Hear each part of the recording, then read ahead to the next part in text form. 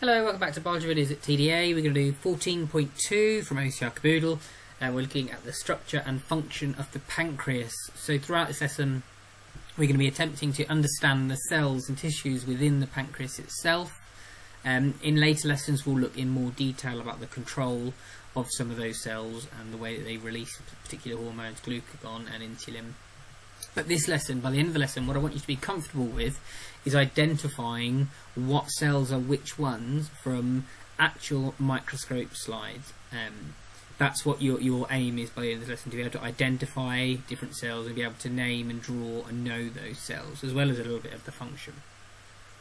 And what we have here is it's a real image of a pancreas from a cadaver, which is a dead person who's donated their body to science, and you can kind of see this sort of shape of it. You can see these ducts here that go through, and then the key point, and one of the reasons why I want to show you this, is the pancreas secretes its digestive enzymes directly into the duodenum. Now the duodenum is the first name of the small intestine, so whenever we're talking about duodenum we're talking about the small intestine. It's the same thing, because we don't learn the word duodenum very much at GCSE.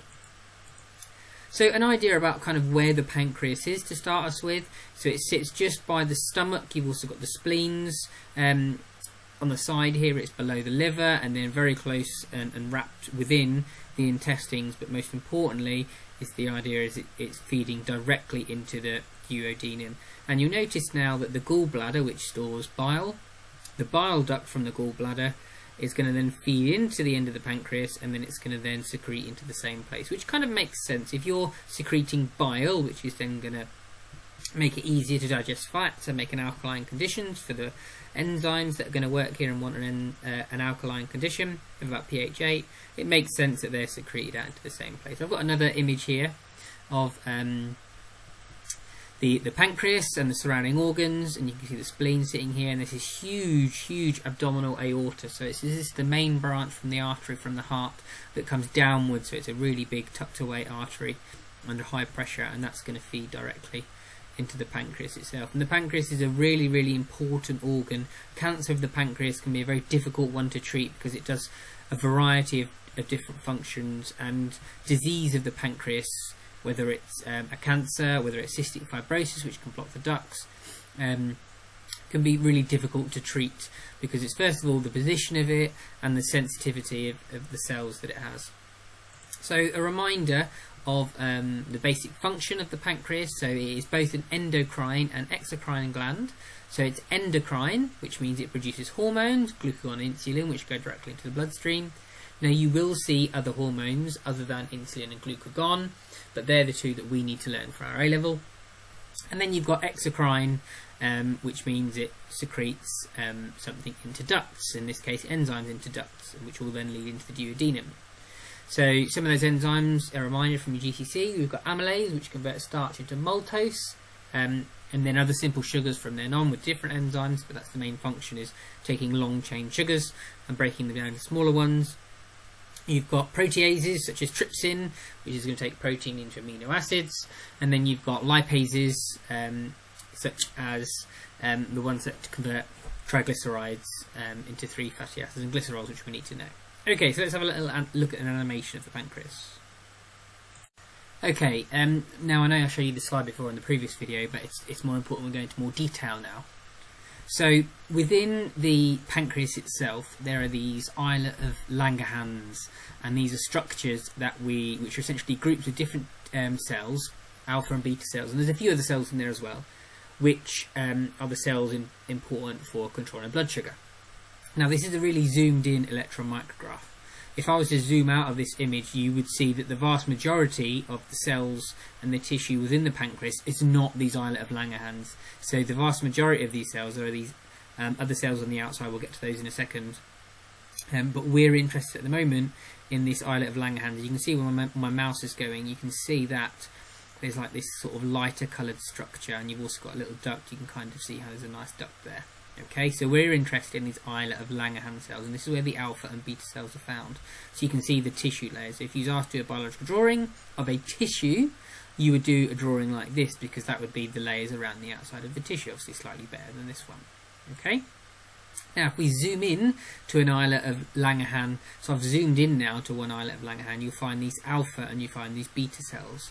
What you tend to find is the alpha cells tend to sit in groups on the outside, and about 10 to 15 to 20% of the cells inside are alpha cells, and almost all of the rest of them are beta cells. There are a few others as well, but these are the ones we're interested in. And you can kind of see the shape is slightly different. What's most important is that you can identify that this is an islet of Langerhans. And within the islet of Langerhans, I'm going to show you some diagrams in a second, there's some blood vessels that you can't really see clearly on this image, but there's some blood vessels on the outside you need to be able to identify. So the key point number one is you have these islet of Langerhans, and in there you have the alpha and the beta cells. And the alpha cells tend to be on the outside of these islet of Langerhans, kind of the outer regions, and the beta cells tend to be more in the middle. Okay? Okay, so here's another image of an electron micrograph of pancreatic tissue, zoomed out slightly more, a lower magnification than what we looked at in the animation. So you should be able to identify here, this looks a little different now, I'm going to show you this exam question in a second. This looks a little different, something over here that looks a little different, and then there's something over here that looks a little different. So if I show you a diagram now, you can maybe have a go at identifying them. So this is a pretty good diagram of the different cells within the pancreas, and you can see this kind of different coloured structure that's been done really well for us. And here is the islet of Langerhans cells.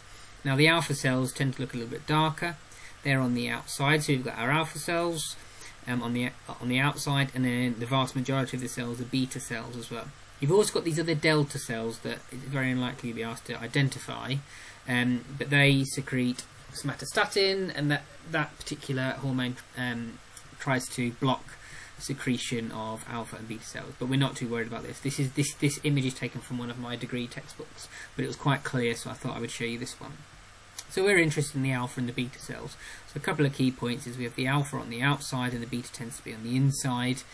And the next thing which is important that you do need to know is you tend to see these little structures. Now these make up the vast majority of the cells within the pancreas, and these are the kidney cells. Written here, and they're often written as a kidney, just as a tissue, and you see that they have a little duct in the middle, and that's where they're going to be secreting the digestive juices. So on the outside this is the exocrine section, and on the inside of the islet of Langerhans this is the endocrine. So endocrine is going to be going into the blood, exocrine is going to be going into the ducts. Now this particular mnemonic was given to me by a student actually of IBAG, and how do you remember which one does which? And this is the easiest way I found to remember it. So IB, so insulin is made in beta cells, as you can see here, and alpha cells make glucagon. So IBAG, if you remember that little phrase, you'll be able to remember which cells secrete which one. Insulin, beta, and then alpha glucagon. An alternative way to learn this is if you just learn one, insulin, beta, IB, or AG. If I'm just thinking of my class, Alex Grant, you're really helpful. Again, you helped us out with nucleotide bases as well. So alpha and glucagon. So any kind of mind trick, think of other people's names, that kind of thing, and you can remember how to remember it. Here's another image I thought I'd show you. This is an image of a micrograph. And you can see again you've got these exocrine cells, the echinus, on the outside, these little groups here, and then you've got this very quite clear to see islet of Langerhans, and then you can have the alpha cells on the outside and the beta cells more on the inside. So you need to be really comfortable with being able to look at this. It's very difficult to tell the difference between the beta and the alpha cells, I understand that, but you just need to be aware of the positions rather than trying to tell the difference between an alpha and a beta cell. Alpha cells tend to stain a bit darker. So here is a real image, and this is just another diagram that went quite well with it. This is another OCR textbook diagram from an old textbook, and this is a real OCR question, a recent one.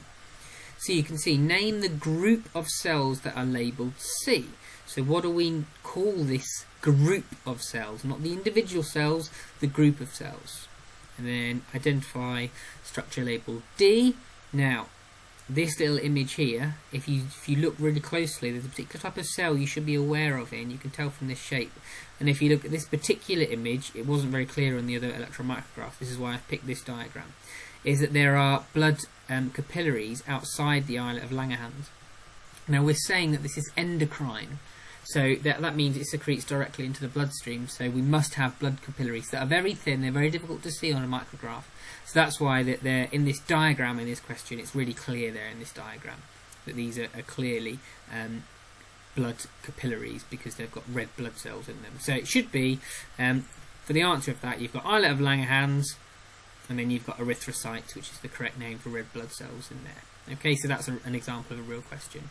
I'll show you another example of a real question. I'm going to give you a different task. So this is the same image we used before. Select which letter identifies the following structures. Okay, so if you look at A, what is the structure of A? Pretty straightforward now. Okay, and which letter shows us the Echiner cells? So have a go at these two. Okay, so pretty simple. We can see a really clearly defined islet of Langerhans there. You've got a different kind of shade of cells in this structure. And then the Echiner cells, although they're not directly on the outside, I mentioned before that a lot of the pancreas is made of these Echiner cells. So if it's not islet of Langerhans, if it's not clearly a duct or a capillary, it's going to be these Echiner cells. Now, this is another question that's really, really common, is to draw pancreatic cells. So I'll show you the mark scheme for this. You can have a go if you want. This was a real image from an exam question the last couple of years. And what you're expected to draw is 5 adjacent cells. So you don't have to do any particular cells, but you could maybe pick 5 cells that are next to each other and have a go at drawing them, and it should be a real image. And a reminder here of how you should draw them. Now, you don't have to have drawn these particular cells from the image. If you want to have a go, you can pause it and have a go at this. But these are a reminder. I'll let you pause and read through. When you do biological drawings, you'll be expected to do them in the exam. So the PAGs are preparation for the exam. So you should be doing 5 cells and it should be clear. That's 1 mark. Correct proportions. So the idea is if you're drawing these 2 cells, you shouldn't be drawing this one a lot bigger than that one. You should be annotating, so you should be labelling the membrane, the nucleus and the cytoplasm, because you can almost always see that from the cells itself. You should be taking it 50% of the page, not sketching the lines, etc. Okay, so you can pause the video and have a go at that if you want. So the last thing I want you to do now is to kind of close all these notes off. I want you to have a go at drawing a bit of a poster of the pancreas. Now, one of the ways that I suggest you do this is you could start off by having an image like I had at the beginning of perhaps some of the surrounding tissues around the outside and the organs on the outside, and then some kind of zoomed in view on the cells themselves. Alongside that, if you look through the instructions, I want you to give me the anatomy, which is the structure, and the function. So that's the how it works of the endocrine and exocrine. So you should be talking about both the islet of Langerhans and the Echiner cells on the outside that secrete the digestive enzymes. Okay, have a go at drawing that and then send that as an image to me to hand in. Thanks very much, guys.